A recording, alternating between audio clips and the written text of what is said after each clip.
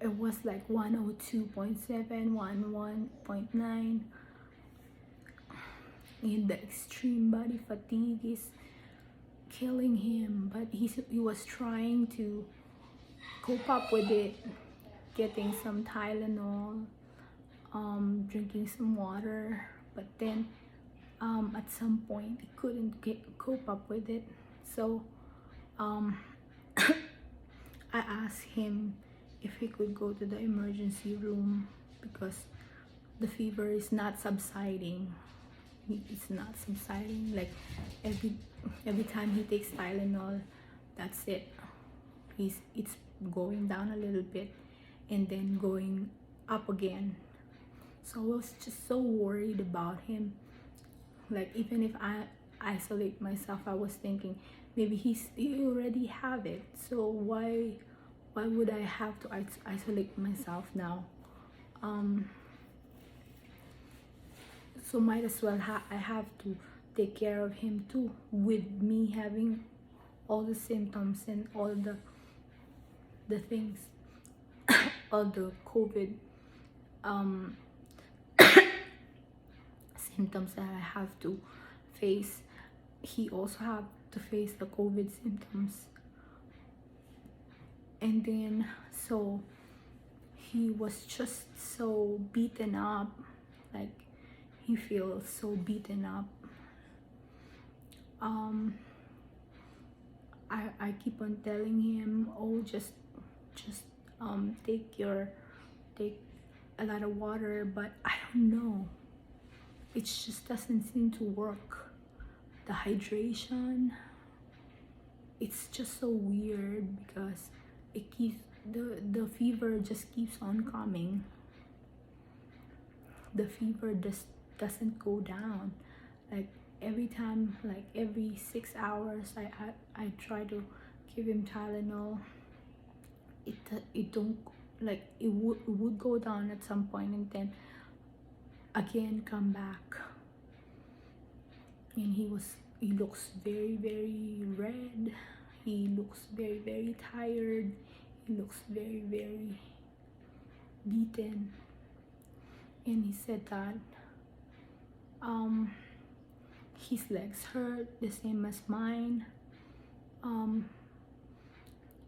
The body ache is just so much, too much to handle.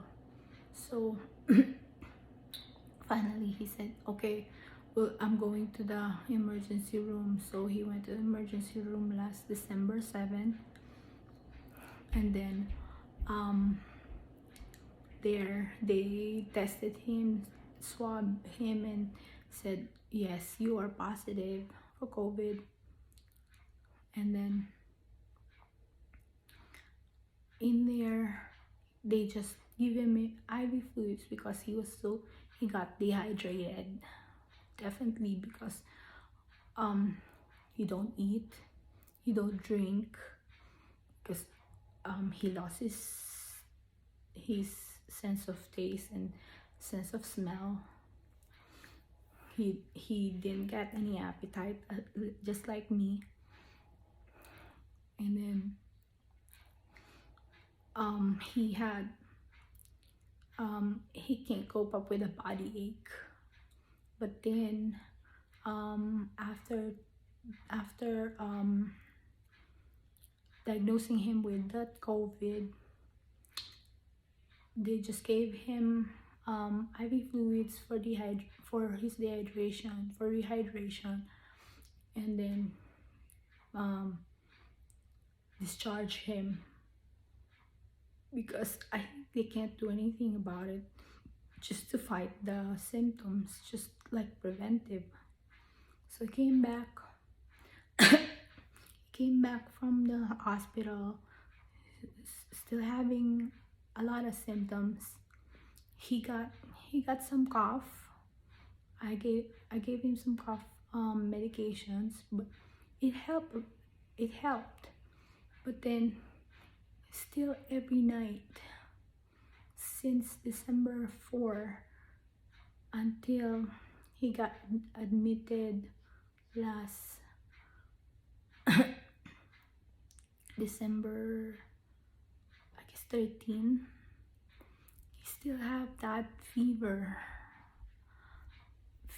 that is not going away, and that made him so like very, I was really worried because he was not eating. He's drinking some. He's drinking Tylenol. He's drinking ibuprofen, but it doesn't seem to work. Like every night he have fever. And then while I was battling with the shortness of breath in the hospital, he's at home still battling his own symptoms for COVID. And luckily I have my daughter with with our nephew in here. They were like isolated with us. But still, the symptoms don't go away just yet with my husband. So I was so worried about him. I called him. He said he's still having a lot of body aches, a lot of extreme fatigue, and he still have fever. He would the fever would subside at times, and then every night haunt him,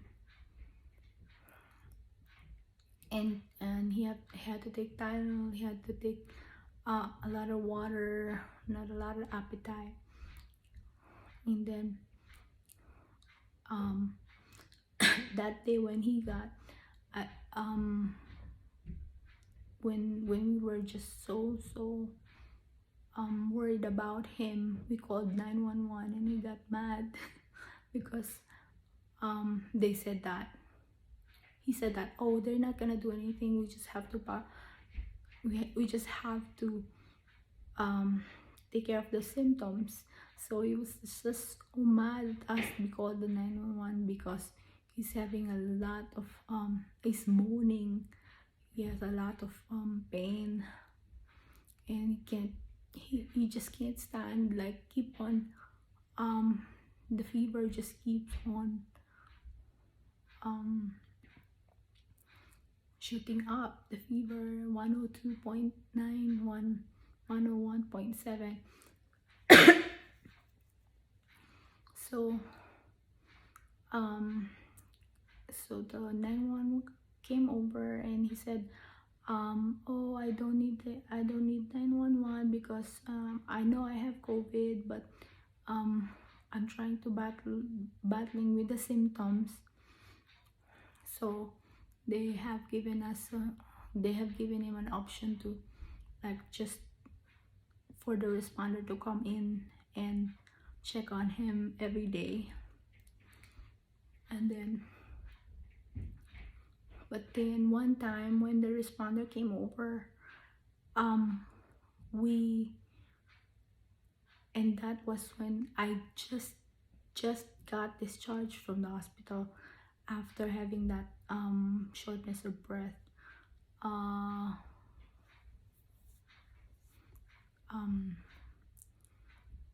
admission. I came back, I think that was December 13. We noticed some rashes, a lot of rashes, like allergic reactions, some hives that we didn't know about. But he don't have any allergies, not at all. He don't have any allergies at all. He never had anything. I think he just got like some bread but then he had a lot of hives. We don't know if that was also a part of the COVID, or maybe yes, part of COVID, but it's strange because I never heard like when I was checking on some symptoms for COVID before, I know I might have heard some that would get some rashes, but I never heard like this before. Like until now, he's having a lot of it, like rashes and hives, like allergic reaction type of thing. And then he had shortness of breath, so they sent him in the hospital, and he then in there also they got him on oxygen 3 liters per minute. They gave him steroids, so maybe because they were thinking about the lungs are inflamed, so they had to give him something for, you know, for the inflammation of the lungs because of the shortness of breath too, like I had before. So he placed him on oxygen 3 liters per minute, and then the fever went away. The fever went away. It stopped. But then the thing that he experienced was now he's having a lot of allergic reactions. From what I don't know. From where I don't know. I just keep on giving him Benadryl. So that was the 13th. He stayed there until the 15th in the hospital. They're just giving him some oxygen for the shortness of breath, and then some Benadryl, and then some lotion for the rashes. But until now he's still suffering from COVID symptoms. I don't know when this gonna be ending for him, and I don't even know if I'm already out of it, if I'm already out of COVID symptoms. But they said that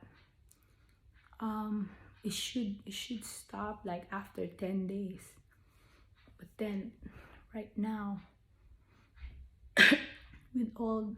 with a lot of things going on with my husband, I don't even know if it's over. I'm still worried. I'm still having that steroid. I'm still taking some steroid.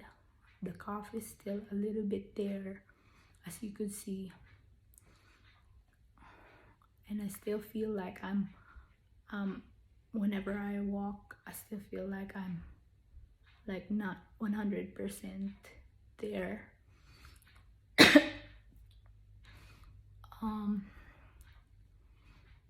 And also what worries me about is my husband, of course, because from all of those like spikes of fever, you know, I was thinking about like, what if he had like multi organ failure, you know, and he also has a diabetes, the sugar went up for him, you know. I was just still worried up to now that he still have some symptoms that I was thinking that was still a part of COVID. So for all of you guys right now, you have to stay safe, be safe in your home. All of the precaution, will never know how much precaution or how much precaution we can do to prevent COVID. But I'm hoping this vaccines and all of that is coming out right now, I hope this would heal the world and make us live the way how we live before, not having the fear of having that COVID.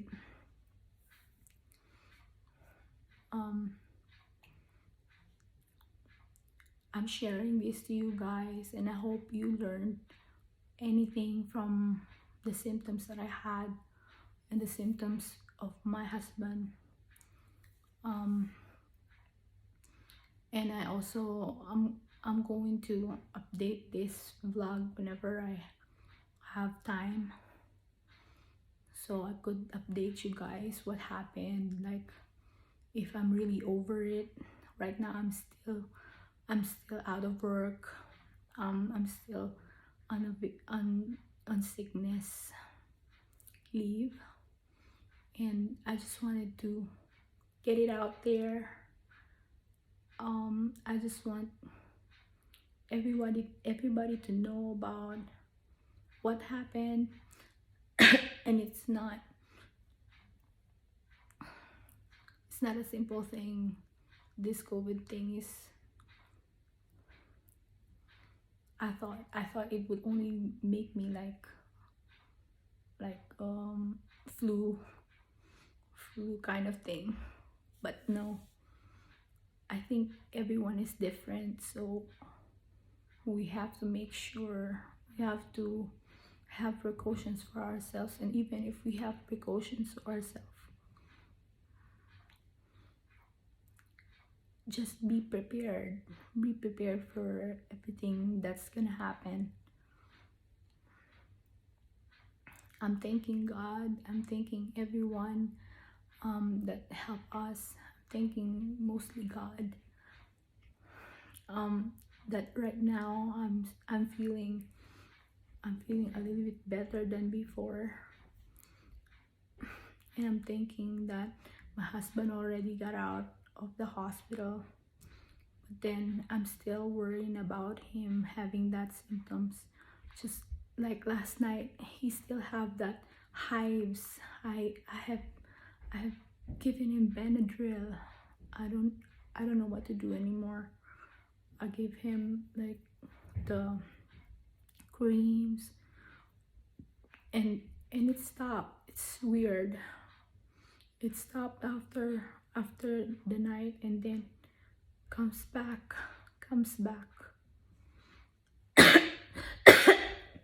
That's why he's like still thinking that maybe he's not yet over the symptoms of COVID, even if they said that after 10 days you're not communicable anymore.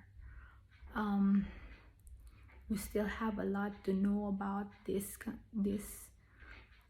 disease, and I hope there will be a time when they could really definitely specifically know what happens whenever you have contracted COVID. And also I'm hoping that they're gonna list most of the symptoms that they could ever get, so the next person that would have this would probably have